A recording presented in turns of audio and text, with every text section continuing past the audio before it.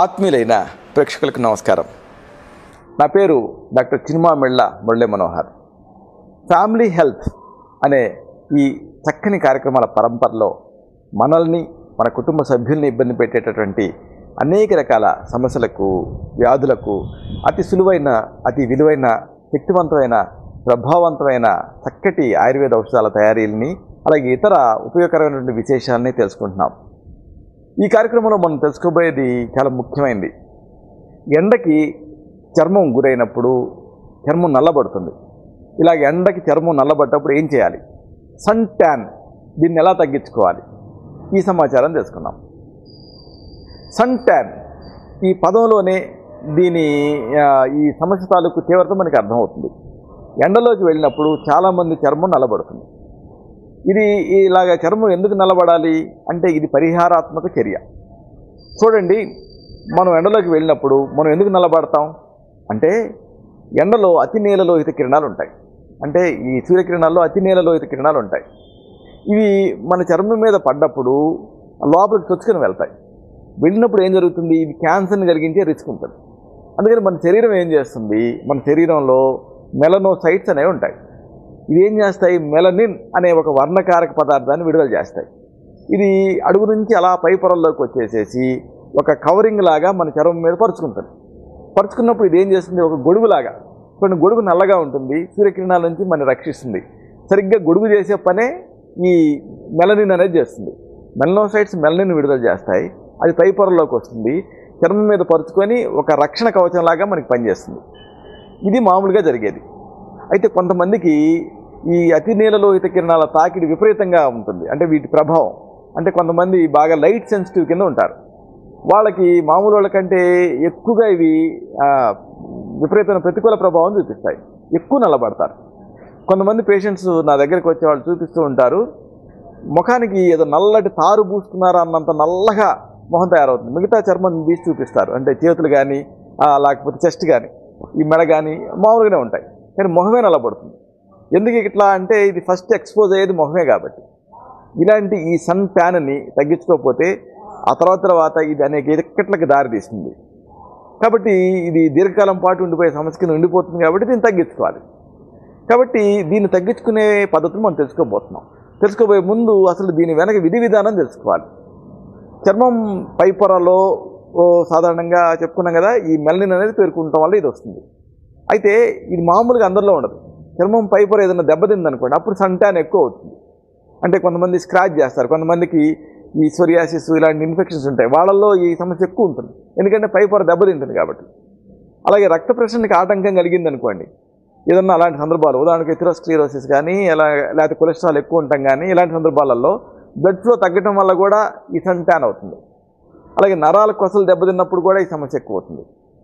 అలాగే ఒక్కోసారి రిపేర్లో భాగంగా స్కార్ టిష్యూ తయారవుతుంది. ఆ స్కార్ టిష్యూకి మామూలు చర్మం లాంటి నేచర్ ఉండదు. దీంతో ఈ సన్ ట్యాన్ అనేది ఎక్కువ అవుతుంది.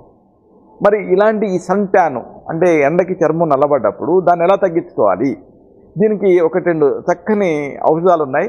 వీటిని ఈజీగా మీరు తయారు చేసుకోవచ్చు. ఈ విధానాలు తెలుసుకుందాం.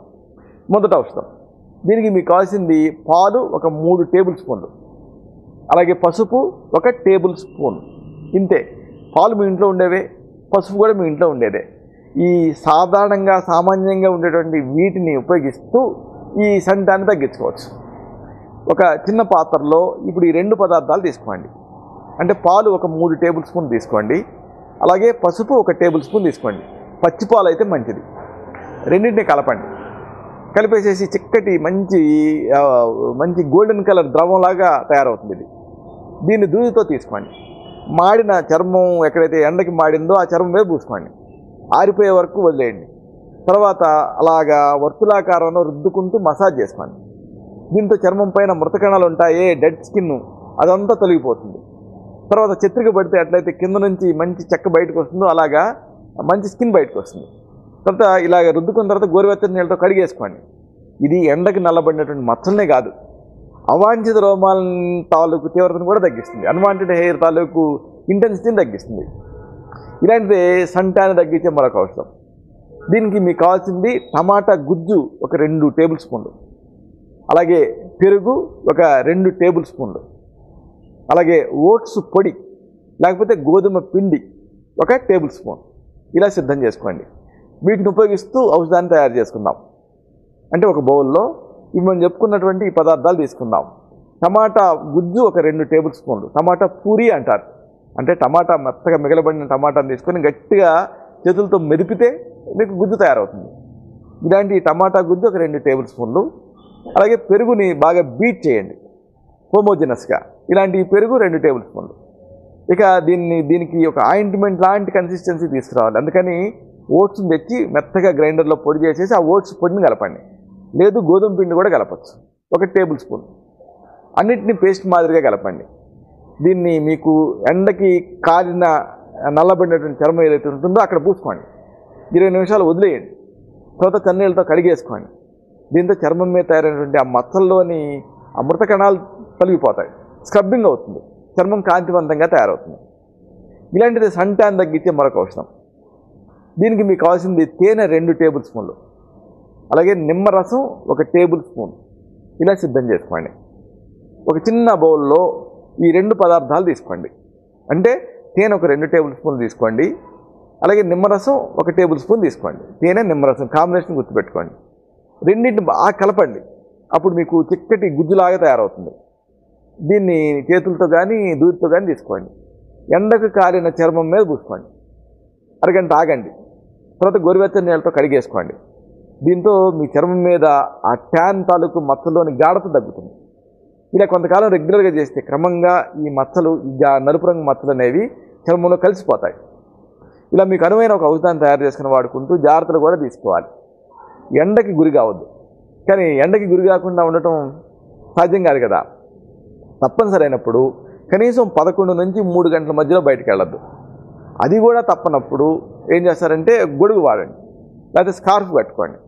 అంటే ఎండ నుంచి మిమ్మల్ని మీరు ప్రొటెక్ట్ చేసుకోండి. ఎండలోకి వెళ్ళేటప్పుడు కళ్ళను కూడా రక్షించుకోండి. అంటే కళ్ళద్దాలు ఇలాంటివి వాడండి. అయినప్పటికీ తప్పకపోతే ఎండకి అక్లమటైజ్ అవ్వాలి. అంటే ఏమిటి, చూడండి, మనం నీళ్ళని శరీరం మీద పోసుకొని అప్పుడు స్విమ్మింగ్ పూల్లో దిగితే మీకు చలిగా అనిపించదు. అదే పొడి బట్టల మీద కానీ పొడి చర్మం మీద కానీ దిగితే ఎక్కువ చలి ఉంటుంది. చన్నీళ్ళతో ముందు చర్మాన్ని తడుపుకున్నప్పుడు ఎందుకు సరిపట్టదు అంటే అక్లమటైజ్ అయ్యాం. ఇక్కడ కూడా అంతే. ఉదయం పూట మీరు ఎండకి గురైతే మధ్యాహ్నం ఎండ మిమ్మల్ని ఇబ్బంది పెట్టదు. కాబట్టి అలవాటు పడాలి ఎండకి. కాబట్టి ఉదయం నీరెండలో ఒక 20 నిమిషాలు 30 నిమిషాలు మీకు ఎండ తగిలేలాగా నడవటం, వ్యాయామం చేయటం, సూర్య నమస్కారాలు చేయటం ఇలాంటివి చేయండి. అప్పుడు మీకు సన్ ట్యాన్ సమస్య ఇబ్బంది పెట్టదు. ఇలాంటి మరొక ఆసక్తికరమైన విషయాన్ని తిరిగి ఇదే కార్యక్రమాల పరంపరలో మనం కలుసుకున్నప్పుడు సవివరంగా, సహేతుకంగా, సమగ్రంగా తెలుసుకుందాం. అంతవరకు సెలవు. శుభం.